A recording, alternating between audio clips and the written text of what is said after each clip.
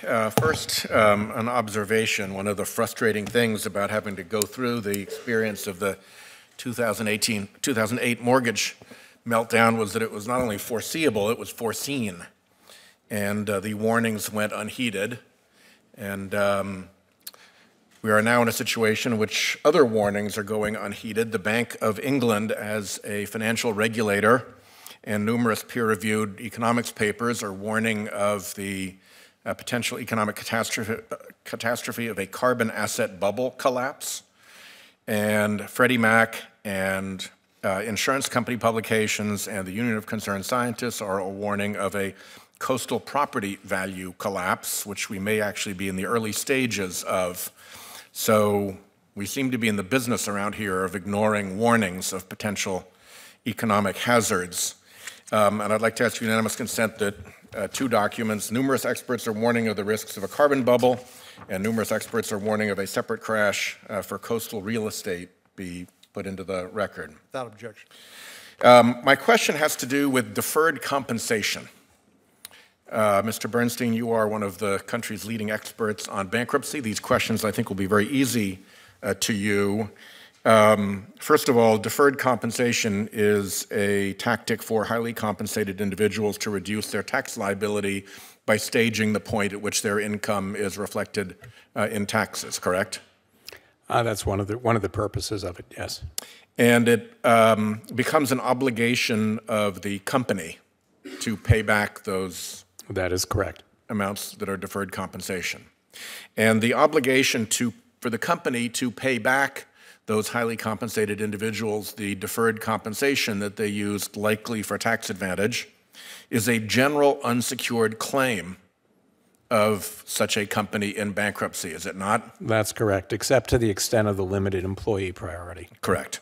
And the outcome of the unsecured claim in a bankruptcy is virtually certainly less than 100% likelihood of payment, correct? It varies, but if the company's insolvent, it won't be paid in full. Yeah, and it might even be zero. Could be zero. And I'd like to put into the record an article from the Wall Street Journal dated October 31st, 2008. Banks owe billions to executives. The first sentence of which reads, financial giants getting injections of federal cash owed their executives more than $40 billion for past year's pay and pensions as of the end of 2007, a Wall Street Journal analysis shows. So it looks to me like that $40 billion, had these institutions gone through a proper bankruptcy, would have been treated as general unsecured claims and would have been haircut very, very significantly. Now, there are a lot of things we could do with $40 billion of taxpayer money around here. I doubt very much that if we were making this decision for ourselves, there'd be much bipartisan support for spending $40 billion in taxpayer money to make sure that highly compensated individuals who deferred their income for tax purposes get that paid back in a bankruptcy.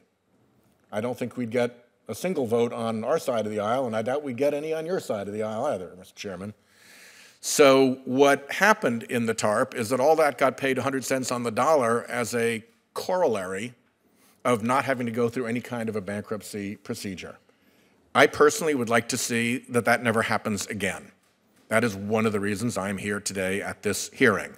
I think there are far better ways to spend $40 billion of the public's money than to make good on highly compensated individuals' tax deferral schemes.